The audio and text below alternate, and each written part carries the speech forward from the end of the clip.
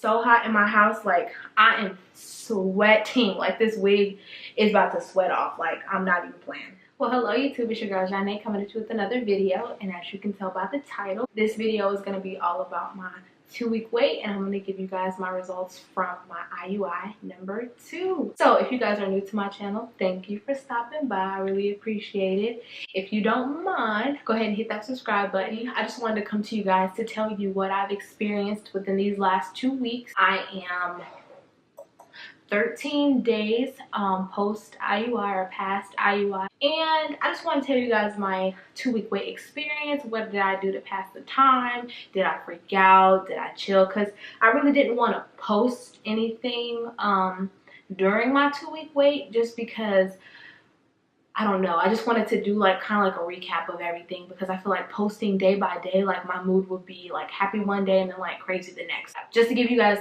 something organized and concise, I just decided to do this later on. I did write down my symptoms, but all in all, you guys, I did take 3 pregnancy tests. The first pregnancy test I took, what day was it? It was on the 14th of December, which was 8 DPO. Then I took my second one yesterday, which was 12 DPO, or 12 days past ovulation, or I also use days past ovulation and days past IUI interchangeably, because the day that I ovulated was the day that I had my IUI. So yeah, pretty much most of my symptoms though, honestly, from even the day before my IUI was cramping. Like, I experienced cramping pretty much the whole 2 weeks almost. I was really gassy, and I was also tired.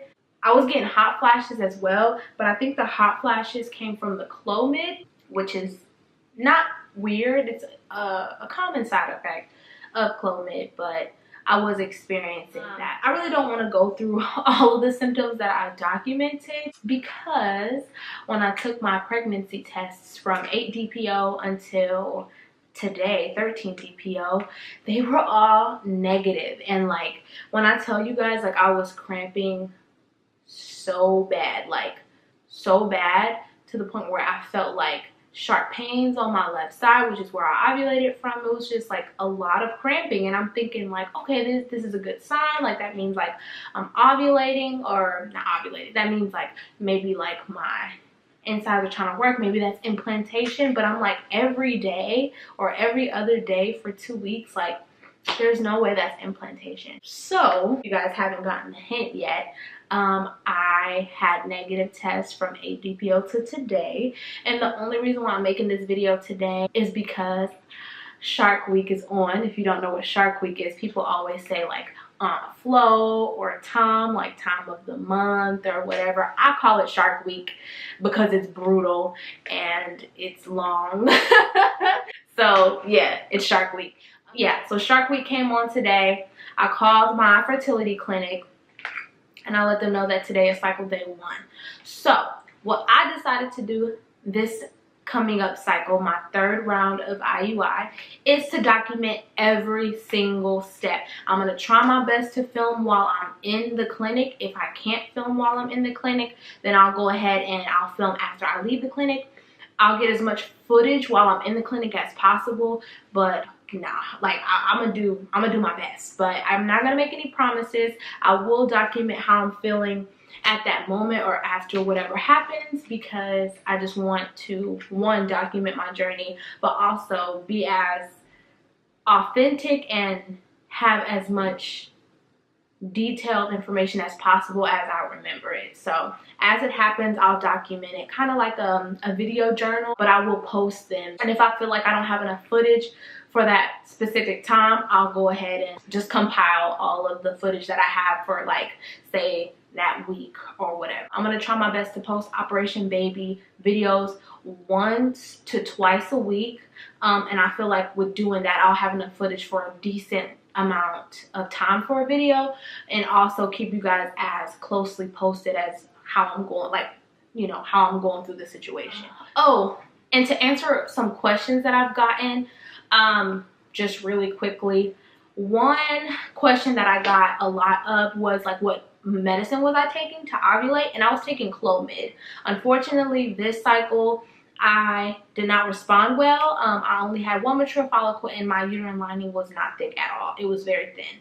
So that was probably an issue to why I didn't conceive this month. Also, another issue was when I started taking the Clomid, it possibly was bad timing because I was actually out of town, and I had to get the medicine out of town and all of that. It was crazy. So I did take it within the time frame that I was supposed to. However, typically I take it from cycle day 2 to cycle day 5 or 6 or something like that. It's 5 days, whatever. Also, another question that I got, and it was recently, I actually got an email from her today, and I'm gonna respond back to you. I just wanted to say it in this video in case you watch it. Someone from my channel asked if who was my fertility clinic or whatever, and how much did my IUI cost. And I can do a separate video about this, but I currently use TRICARE. Since I am active duty military, my medical insurance is TRICARE. And with TRICARE, you only can get that if you are an active duty member, a reserve or guardsman who has who buys into it, or you're a dependent of an active duty member. So those are the only ways you can get TRICARE. TRICARE isn't something you can just purchase as a civilian, so I'm sorry. But I go through TRICARE. We have a Army base in San Antonio called Fort Sam Houston, and they have a reproductive endocrinology section. So they do have a reproductive endocrinologist, and they have tons of interns and residents who work in that clinic, and that's how they get their hours, by working with individuals with infertility and who need ultrasounds and things like that. So that's how I get my care. I do not have to pay for ultrasounds. I do not have to pay for my medication. I do not have to pay for any of my appointments at all. I don't have to pay for the insemination itself. So my price of how much my IUI costs is completely different from someone going to a reproductive endocrinologist through their insurance. As of now, the cost that I've experienced total has been about $5,000. This time around, my first round, I only spent about $900. I only had to pay for my sperm, so I didn't have to pay for like I said, the actual insemination or the HSG or anything. All that's covered through TRICARE, so I didn't have to pay for any of that. And I didn't have to pay a copay, nothing. With TRICARE, you don't pay a copay, you don't pay anything.